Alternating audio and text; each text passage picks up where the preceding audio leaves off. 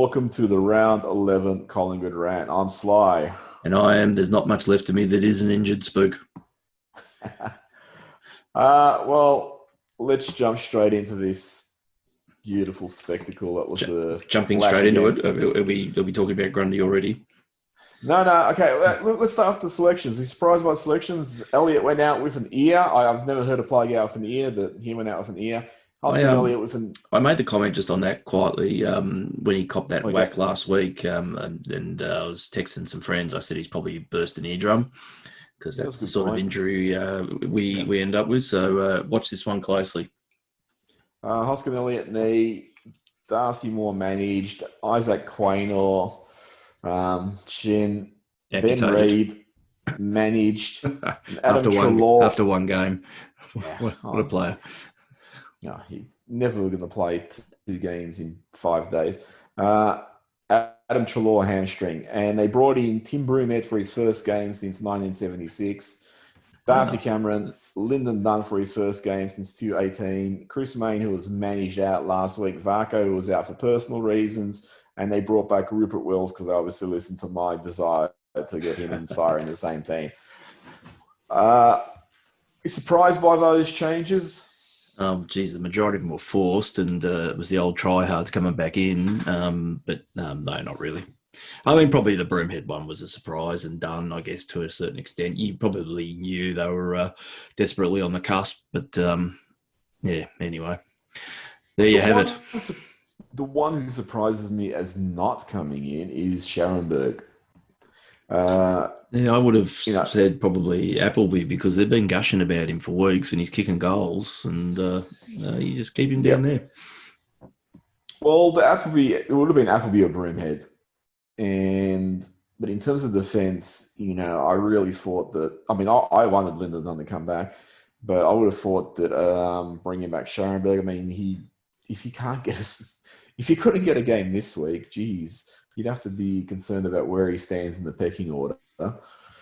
He's probably standing with Cox. Yeah, well, both seem to have fallen from favour. I don't know why. I don't know. Who knows what's happening internally. Often they just seem to throw. It's like that when you used to get football cards and you used to spread them out and just play a football game like with buttons. You ever do that? No. I never actually. I actually never actually met Buttons, but he sounds like a nice person. It was just last week too. So I took some notes from this. I took some notes. So from our best 18. I hope your notes aren't a thesis though, because we went on for about 17 hours last week. It is a thesis. Well, stop interrupting. Would have been done by now. Jeez. Outs from our starting 18, I'd say DeGoey, Quaynor seems to have worked in there. Pendlebury, Elliott, Treloar, sorry, just to interrupt again. Are you listing him in order of severity of injury? No, alphabetically. No, sorry, numerically by their numbers. Langdon, Greenwood, Moore, Hoskin, Elliott, and Howe. So, I don't know, what's that? 1, 2, 3, 4, 5, 6, 7, 8, 9, 10 guys from your starting 18 are not in there. And I seriously believe that Quaynor now has moved up into that. And then you have guys like Scharenberg and Cox, who would probably be 23, 24, and seem to have fallen from favour. Mm-hmm. So it was a very, I don't know what you'd call it, it's pretty much fielding our VFL side. So I'm going to go through issues that still exist despite missing 10 players. Kicking a goal. Oh, my God. What's the story there? Fucking hell. I mean, seriously, there was a number that either couldn't make the distance, but the worst were the gimmies that were about 20 or 30 out that either went out of the full or just absolutely skewed off into the pack, which is just astounding. I mean, it's like, I think, Mayne, you never expected him to convert that first shot he had. But it's stop. Let me interrupt. I never expect him to convert anything. But it's like, I think the commentator said that, once those yips get into a side, they're very hard to exonerate. Now, hopefully, with the scoring in the third quarter, that may have started to address that. But, it was terrible. We corrected, and like I'm going to take you to task here. We actually corrected the issue of kicking too many behinds by just missing the entire goal face. It was like the players in the first quarter, fuck, I'm not even going to kick it behind. I'm just going to shank it right across the goal face. It's an amazing thing that, you're professional footballers and you can't hit something. I don't know how wide are the goals? About 10 meters. And then we had the really cool reoccurrence of moving the ball into the forward 50. Could you just bomb it a little bit more mindlessly in the first half? There was no system. It was just like hoping for the best. And again, I'm going to use this as a bit of a defense for people like Cox and that. You cannot no one can do anything when you're delivering the ball like that. And we have done that repeatedly under Buckley, and we just maul players right out of it. Yeah, aside from the bombing in that first half, I think there was a couple of occurrences where they were kicking, delivering the ball inside 50 to one bloke who was surrounded by three players, or they'd just find the Adelaide defender or an Adelaide defender with two of his mates hanging around. It was tragic to watch. Well, and this segues right into the next thing: poor skills. Mm-hmm. Why have poor skills been the hallmark of Buckley's sides? Nathan Buckley was one of the best kicks I've ever seen. And yet we have so many players who struggle to hit a teammate or pick a teammate out. Now, it's strange that, we've either cultivated a list of poor decision makers and poor executors, or once they come to the club, we're turning them into that. So what the hell is going on that players, really struggle with the most rudimentary skills? Certainly do. I mean, no, there was, a couple of instances of players you can excuse for being a little bit rusty, like, Dunn's handball to Rusty. What's the next phase? What happens to rust when it's finished rusting? It's a disintegration. Look, let's be fair. I mean, you'd have to get the ball to not be able to dispose of it. What did he finish with? About 3 possessions? 7 possessions, 2 kicks, and one of those was a shank. And 5 handballs. Oh, that's right. That's that shot he had, which was terrible. The skills across the board. I mean, a lot of it, you look at it, it's that need to try and handball at all costs, and that puts someone into pressure, or they aim it above their head or at their feet, those sorts of things. But but you know what it really reminds me of? But it's also like the kicking, where you see when they start chipping it around, and then someone will always do one which is too short or too wide and makes the target after. It reminds me, like, you ever play kick to kick, and then you go, well, let's see how many we can kick and mark before we drop one or whatever. And as your count goes up and you start nearing your own records, the pressure hits, and then you just shank one and miss the guy you kick into. That's the way they play. It's like sooner or later there's that shank that just puts us under immense pressure. Oh, yeah. Individually, I'm gonna pot so many players now. It's ridiculous. Still side bottom. If someone, I've been on his case for about 9 years now. If anyone still thinks this guy is an elite midfielder, you just need to watch the last few weeks. Games like the one against Adelaide, I think they're really good exemplars of separating the players who stand up when they're needed and the players who go missing. And Sidebottom was just missing for that whole first half. Taylor Adams was winning the ball but murdering it in that first half, but he worked his way back into it. And the one thing I'll forgive Adams is he's always trying to make something happen. I thought Sidebottom came into it more once the team started getting up and running, which sort of shows he's really just the link man. Yeah.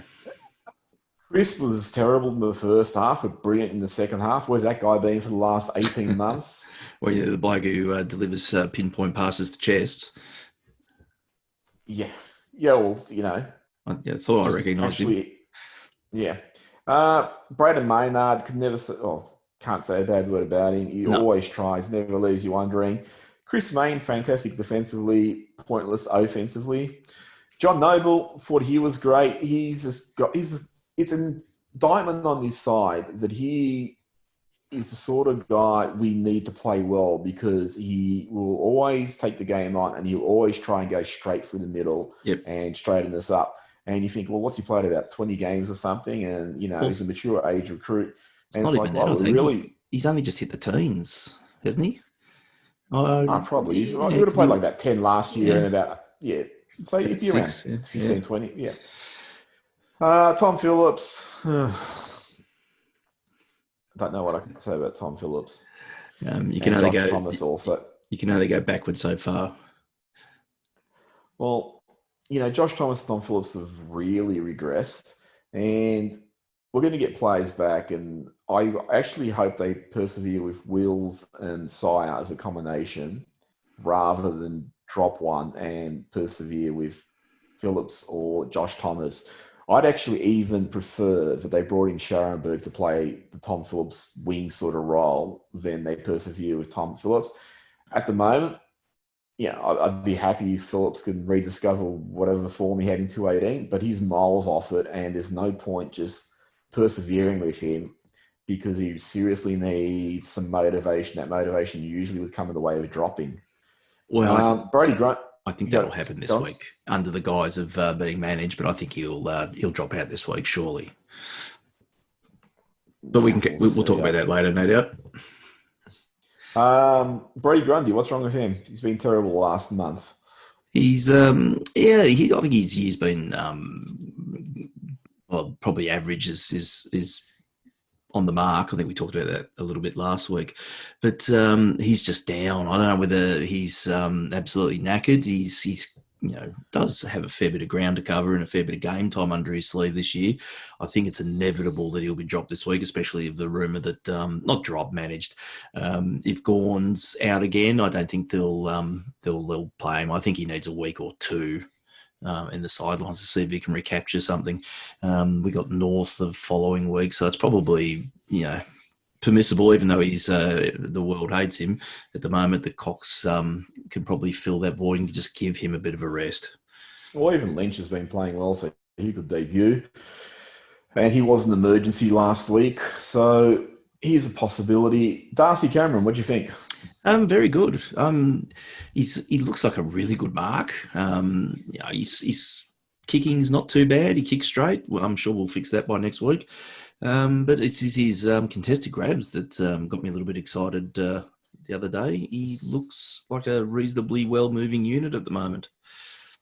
Yeah, the thing I like about him, the way he covers the ground, he actually looks like a big midfielder rather than a ruckman. Usually with ruckman, they tend to be lumbering and inelegant is probably the best way of putting it. He actually moves really, really well, which is promising. Second half, we started to get a bit of run going. We started hitting the scoreboard. Stevenson, who's been terrible, I don't know, ever since you praised him about 6 weeks ago, he looked like he was moved forward. And I actually think just having him down there gives him a bit more focus and it gives him a bit more functionality. So it'll be good to see him play at half back again next week. Yeah, I know he only got about... I'd say I worry a little bit about him because he's just not a patch on that 2018 version that we thought was going to be setting the world on fire. He looks so disinterested at times. Now I don't know whether it's that fallen hair, the glandular, isn't it? Yeah, looking like Judge Doom from Who Framed Roger Rabbit. How dare you besmirch someone who got 4 possessions? That's one each quarter.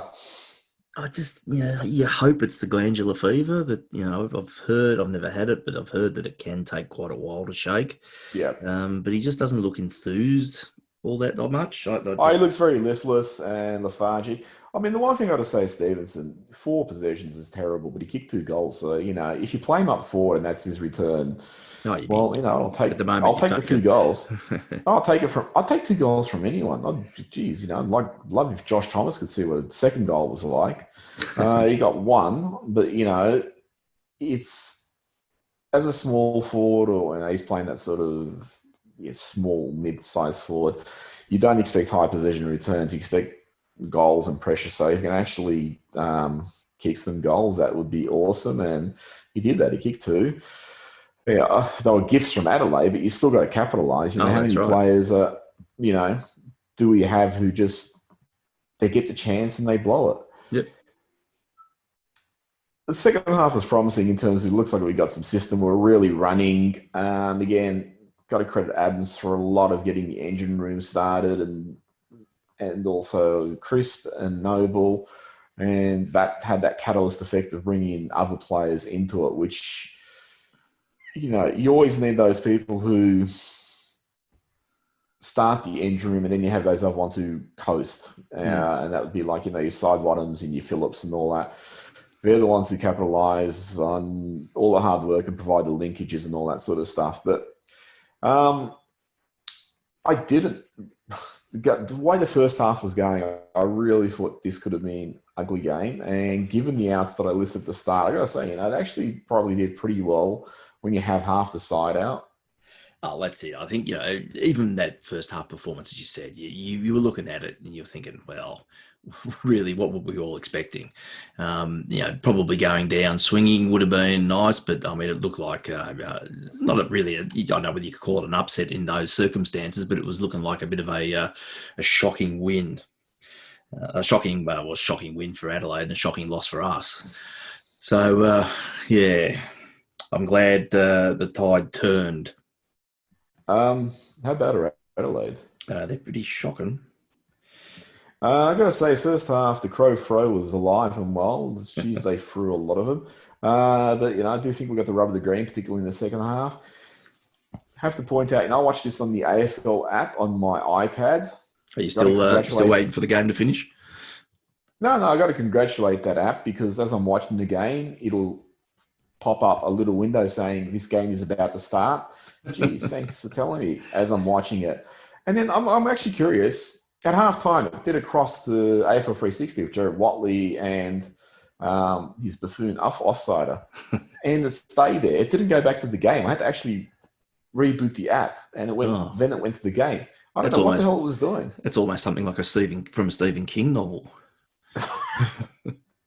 Any final thoughts about this incredible game? It's funny. I think I'd gone into this funny. Consigning myself to prepare for a loss, and wasn't looking too particularly disappointed for the bulk of the first half, and then they snuck in those couple, and certainly there was 5 goals to whatever it was, nothing. I think it was in the third quarter. Considering the cattle out there and the fact that they started going a lot more direct and through the middle, it was good to see that quality of side lift. It's something that the previous incarnations haven't really done, and reasonably good scoring in the second. I think we finished the game 10-2 or something. Even though we, probably realistically should have been 10-6 or 10-8, but you can't count those ones that don't travel over a jam jar. But probably that scoreboard at the end was quite good, which was surprising. And I got a little bit invested in the game, which was nice. It was good to feel that again. As much as you can mentally prepare for losing, it's still not pleasant. I much prefer to win, even though it's fucked up my my tanking cries. But we'll see what happens from here, I guess. Look, I wouldn't think anything spectacular is going to happen, but look, maybe they'll probably eke out quite a few more wins under trying circumstances. But again, at the end, I don't really know what that's going to achieve. But anyway, look, I mean, the most promising thing for me is that first half was skill errors, poor disposal efficiency, no great system and all that. In the second half, they found some run, which I haven't seen honestly for, probably the Geelong game or something. I think also Adelaide couldn't. I mean, they tried to pressure us like everyone else did, but they just had no capacity to maintain it. Once they stopped playing 1-on-1 and they started drifting into space, that sort of enabled us to go back to the norm. And you don't think that Melbourne are going to be that kind to us this week. So, we'll see how we go. But I'm just saying it was nice to actually see something a little bit coherent from the side, or cohesive. Okay, so we'll be right back with medium acidic, really. Oh, we back to that old chestnut. Yeah, because I found about 4 things. This means I have to start editing. Yeah, we'll just keep talking.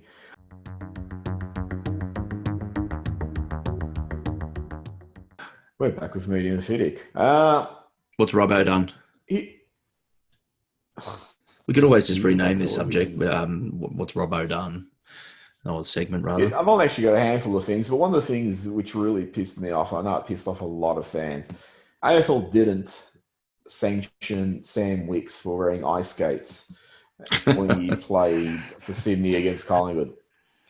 Do you think he should have been sanctioned? Yes, but the AFL's, I think, in a lot of ways, is in protective mode at the moment. Now, I believe, and I think Buckley may have inferred this. I can't remember where I read it, but there was a suggestion that with all the cuts to staff and probably simple things like boot studders aren't travelling with them, that they relied on the players to make their own calls, and they've clearly made a mistake. I don't think anyone deliberately would put that type of boot on. But the checking just isn't there at the moment.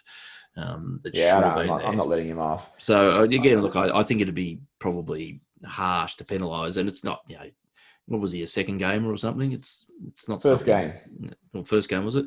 But you Yeah, couldn't possibly go out and make I could. that happen. But you'll have a different slant on it. I, So I, let's hear it. I would have given him. I would have given him 12 weeks. All this shit about it's his first game and all that. His first game ever. He's been playing football presumably for all his life. He would have been playing in under 12s and under 13s where they actually check your boots. He would know what boots he should be wearing and what boots he shouldn't be wearing. So all this shit about hybrid boots and all that crap.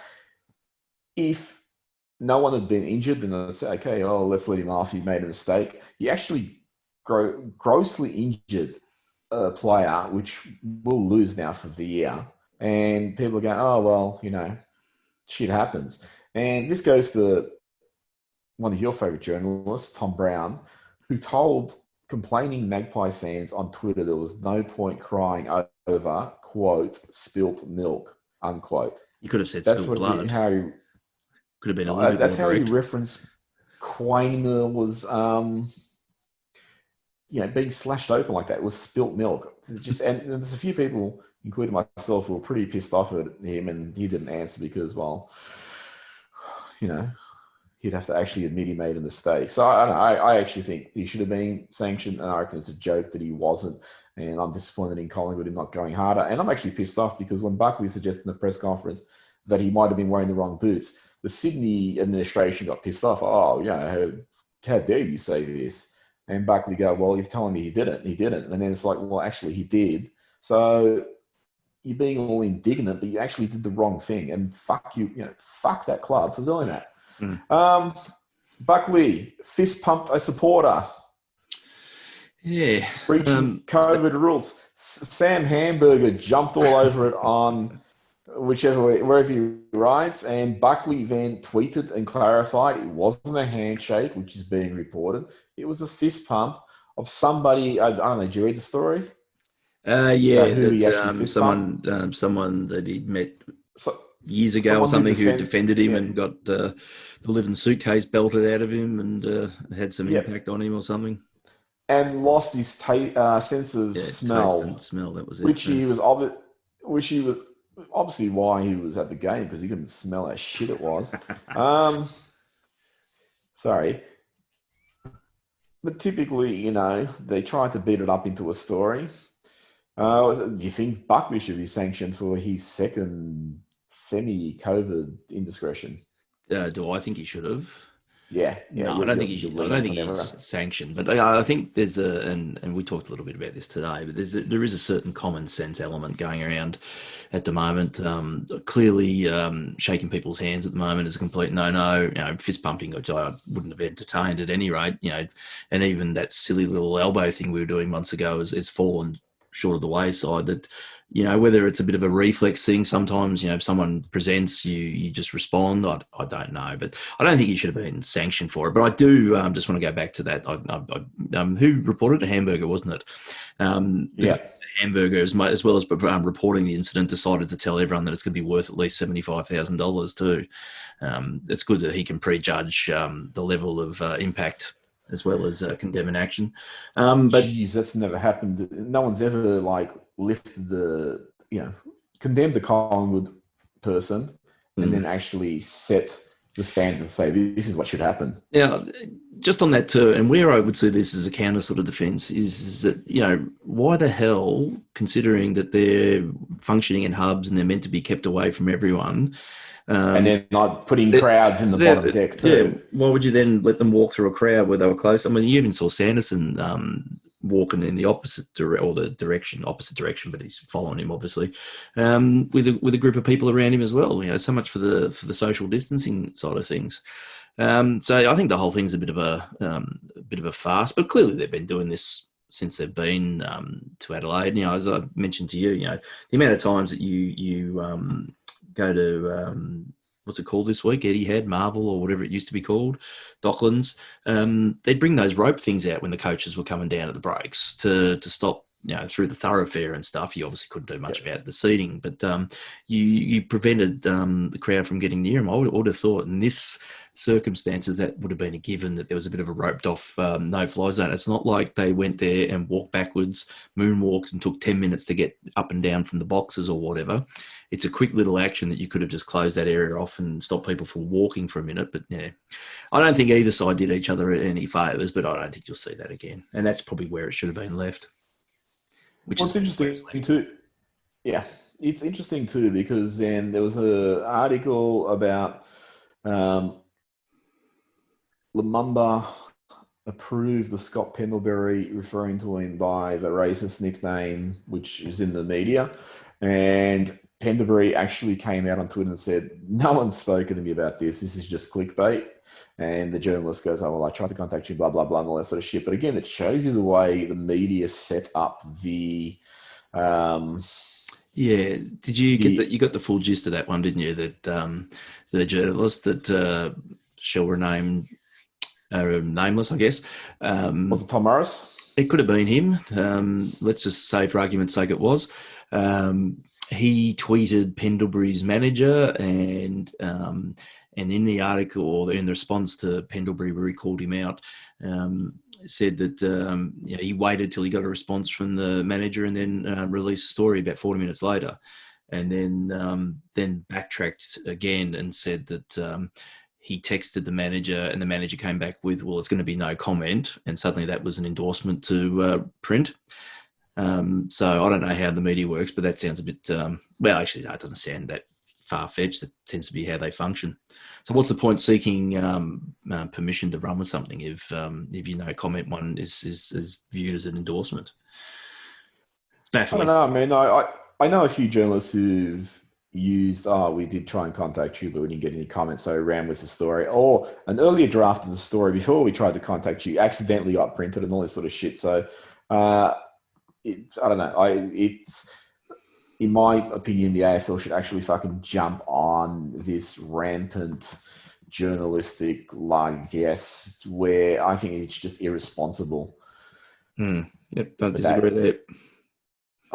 You should. It's clickbait, and it's exactly what Pendle's called it. It's just that they'll post any crap to either be first to come up with something, and then generally it's a scenario that's either easily confirmed or dismissed down the track, and they'll just claim that they were right in both instances, no matter what. This will be a topic that's warms your heart. Collingwood is likely to wait until next year to extend Nathan Buckley's contract as the coach heads into the final season of his deal. Buckley signed a 2-year extension at the start of 2019. So they're going to wait until next year. Why? Doesn't that excite you? No, I've seen enough.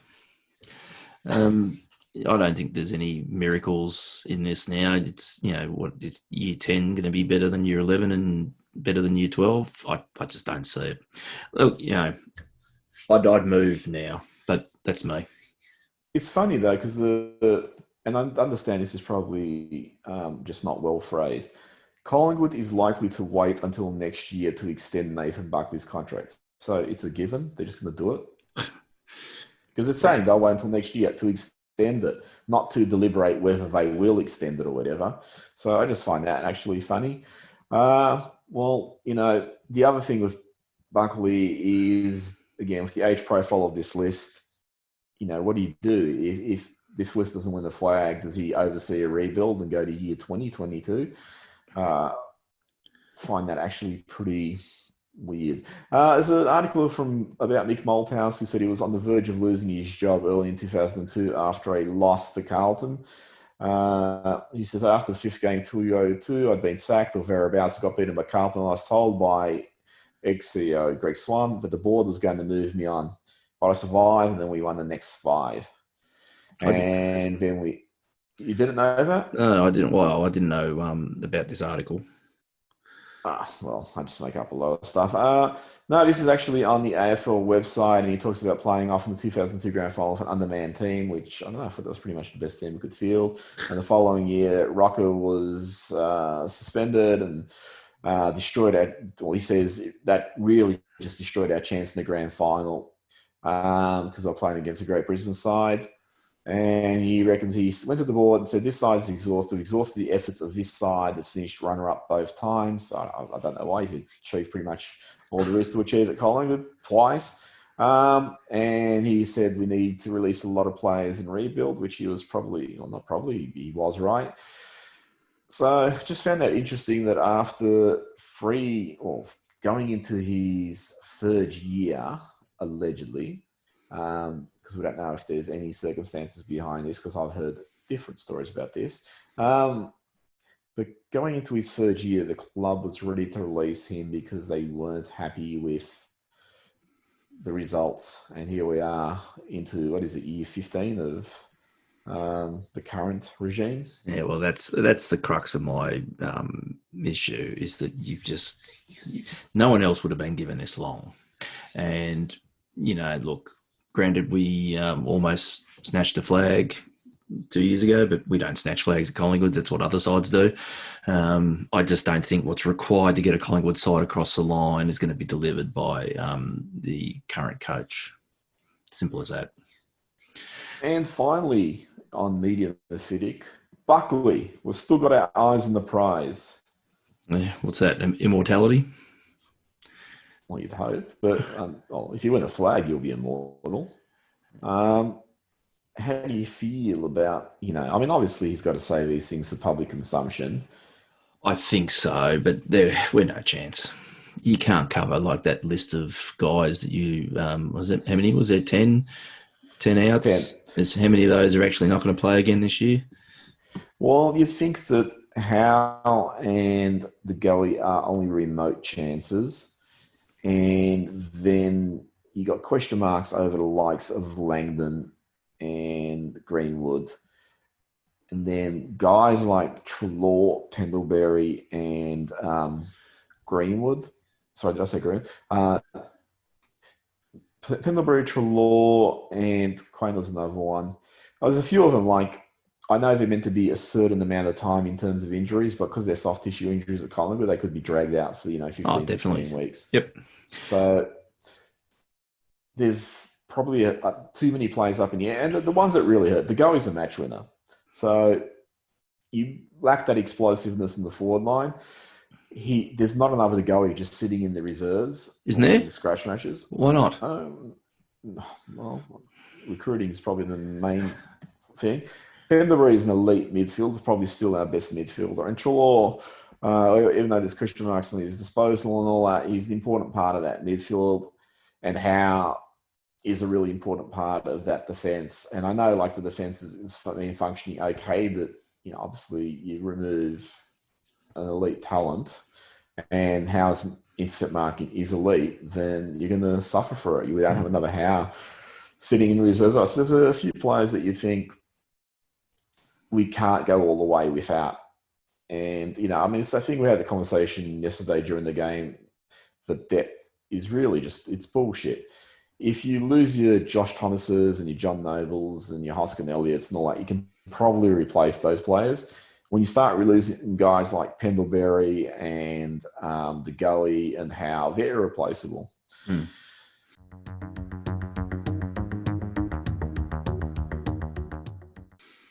So anyway, let's move on to the match preview against, what are they called, Melbourne? The Dream-Ons. Yep. Darcy Moore's match for round 11 could be a straight swap for Roughhead if he doesn't overcome the concussion he suffered in the Adelaide clash. Yeah, he looked pretty bad when he hit the. I mean, it was a fair old hit, but he got up and it looked reasonably okay running off. But you obviously failed the concussion test. Um, Well, he does have a history of concussions too. Does he? Oh, they'll probably Yeah. then err on the side of caution. He's probably due for a rest as well. So I don't think he'll play this week. But yeah, Darcy should come back in, or are they going to? They'd only be resting for a week. Well, we'll soon find out, I guess. But Well, I imagine if Darcy more, because it's you don't want to play 3 matches in 8 days or whatever the fixture is now. By missing that one in the middle, he's on the regular schedule of like playing one every 7-ish days. So you think he'd come back. Jamie Elliott missed the Crows with a minor ear issue. Trained on Wednesday and should be right to go. Yep, I think that'd be about right. Unless he's Ben Reid. Ben Reid managed after a positive return against Sydney. What game were they watching that they concluded that was a positive return? Yeah, look, I think, the likes of Rusco's already sort of looking like he's gone past him. So in terms of output and abilities up forward, I don't think that could be Reedy's last game. Possibly. Now, why would I say that? Because how many rounds have we got to lose another half of the list? No, we're not going to get through. We're not going to get through another week without an injury of some form. I'd be happy to see Reid tried in defence. I don't want to see him in the forward line again. But as it is, I mean, I think he's lost just too much mobility. Yeah. And, he was a champion. He was a great player in his prime, but unfortunately injuries just savaged the second half of his career. Welcome to Collingwood. Scott Pendlebury, after sitting out 4 rounds with a quad injury, the Pie skipper could be back in round 12 or 13. What year? So he won't be back this week, so they're ready, No, I don't think so. Probably against North, and it's not a bad side to give him a run back into the swing of things. Hopefully he gets through the warm-up this time. Maybe they should just skip the warm-up. Hoskin Elliott, he didn't get up for the Crows because of bone bruising. Completed a strong training session on Wednesday and will be given every chance to get up for the Demons. Yeah, as long as he gets up, I don't mind him coming back in. Yeah, Hoskin Elliott, I actually wouldn't mind not bringing him back and just sort of sending a bit of a message, mate. You're quite a ways off from your 218 form. Yeah, that's what I meant. I want him to get up during the game and do something. Yeah, so, I mean, it's been disappointing that he's, I don't know, what do you call it, deterioration over the last 18 months, but, he's not the only one. Max Lynch, per previous article, Lynch has come along in his development in 2020. Yay. So he could come in for Grundy if you're saying Gawn's out and we don't have to, play a super experienced ruckman. Lynch apparently is doing well in the scratch matches, but those scratch matches are not a really good measure of anyone's form, given they're played like AFLX. Yeah, it's a glorified kick. It is. Tyler Brown travelled to the Crows clash, not far off. Okay. Yeah, I wouldn't mind Sharon, but look again. If the tank comes to the fore, it's probably it's not going to hurt to get some games into some of these guys. And Tyler's one that I want to see come good. Didn't you hear? Buckley has still got his eyes on the prize. Which prize would that be? Is there some of those clowns at what do you call them? The circus clowns, the ones you stick the ball in the mouth. We're not going anywhere filthy with this, by the way. They're not real clowns. They're like ceramic clowns. They're carnivals. Yeah, they're just as scary. What are you doing with the real clowns? Yeah, they're scary. Oh, God, that. Melbourne, what do you think about Melbourne's as a football club and as a contender and all that sort of shit? They currently sit 10th on the ladder with a 5-5 record, but they've played one less game due to the COVID scare. We're now about to face Essendon. Yeah, so when are they going to put the balance to that ledger after the grand final? No, well, there are clubs now getting buys, so that will be slipped in there somewhere. And I presume that's why those buys are happening, so they can. No. I should actually say though, the fixturing is what's the best way of putting it? It's a fucking farce that we're playing 9 games in 12 days or whatever it is, And then, meanwhile, you get other clubs who are not travelling as extensively. And I know people go, oh, well, this is what it's like to travel, Collingwood suffer. No one actually had to travel 4 times in 14 days. This is absurd, the way they've actually fixtured this. And it really hurts whatever chance we have of mounting a serious challenge. Anyway, go on about Melbourne. No, I don't like them, but they're a bit of a schizophrenic side at the moment. They can be look Not just good at the and they can moment. just disappear. Yeah, well, they'll bring their A game against us because everyone seems to want to play their grand final against us. So I think it'll be a bit of a challenge this week. So I think they'll be very competitive. So what are your thoughts about? You think we'll win? Think we'll lose? Well, I was accurate last week saying we'd probably lose. Look, it's all going to come down to aspects of selection. So who do you think will come in? So Pendlebury won't come in, and Elliott will come back. Moore will come back. Look, I'd love to And see Coxie have a full-on crack doing the ruck for the bulk of the game. I don't mind Darcy Cameron staying there and just doing relief, but I think if Gorn comes in, I think it sounds unlikely. They just say Coxie, just go out there and just belt the crap out of him, rough him up, push him around, headbutt him, whatever it is you Americans like to do, and just be physical. But anyone else? Who else would be coming in? I think Broomhead has to go out. He won't survive on that performance, will he? I don't know if they'll give him a few games, but you'd think that he's only played There'd have one to game be. in 2 years. They're not going to play him 2 games in 6 days. I think it'd be folly to give Grundy another run. He's crying out for some relief. Varco would have to be at danger levels. I think some of these guys, unfortunately, they're used by date. Even playing them, they're not really producing much. So would you rather just take a punt with someone younger and a little bit more energetic, enthusiastic, capable? Would you make changes in that area?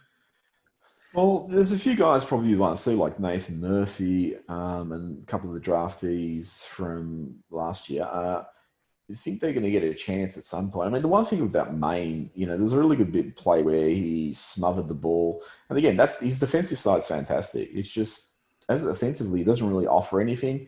And then you get too many players like Maine and Hoskin Elliott when he's in there, and Josh Thomas, and you Callum Brown's on occasion. You get too many people who are low possession returners, and not just singling those guys out. There's too many of them. So this is where the balance falls off when you have too many of these guys in the site, and then they don't have really good creative games, and you just have these dour, ugly defensive efforts of trying to hold on to some narrow lead.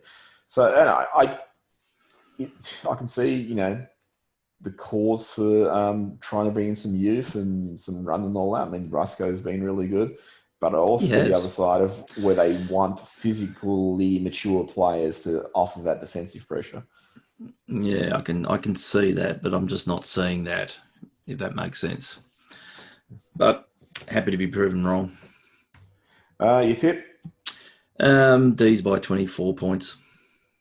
No, I'll go for D's by 13 points.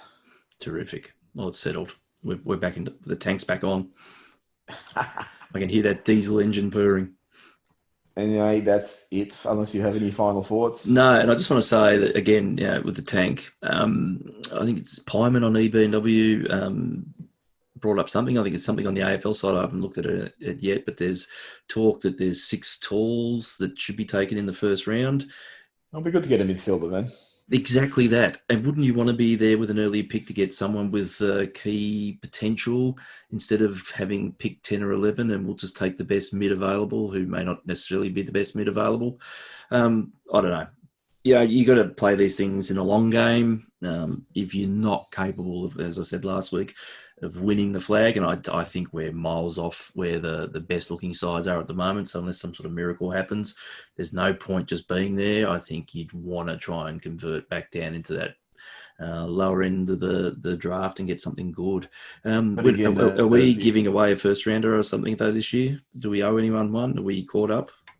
Or No, I think we're caught up, but I think we are committed to Reef McInnes, and it's going to be a bid system. So if anyone bids first round, then if we want to keep him, we need to use that. I mean, it's like the Quaynor situation. yeah, okay, but that's hard to predict. I mean, you don't know where that sits until um, people start bidding. So up until then, you can say, well, hopefully we get him cheap, but we may not.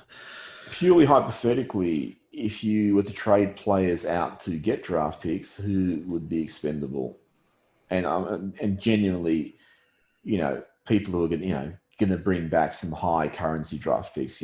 Trading Tom Phillips out is not going to get you a first rounder. You just took my gag. I don't know. Elliot may have a little bit of currency, but I can't see Elliot going for anything because he's higher than 30. No, or lower than 30. I just don't think there's not much. We have a core of untouchables, and everybody else really. There's no middle thing of value, if you know what I mean. Well, this is the thing. I think the biggest problem is that, as you said, we have a core of untouchables. They're the irreplaceables. You can't just go get rid of the Goey or whatever unless you want to leave. But you can't go get rid of them because that's just going to actually hurt. You just replacing someone of quality with someone of potential.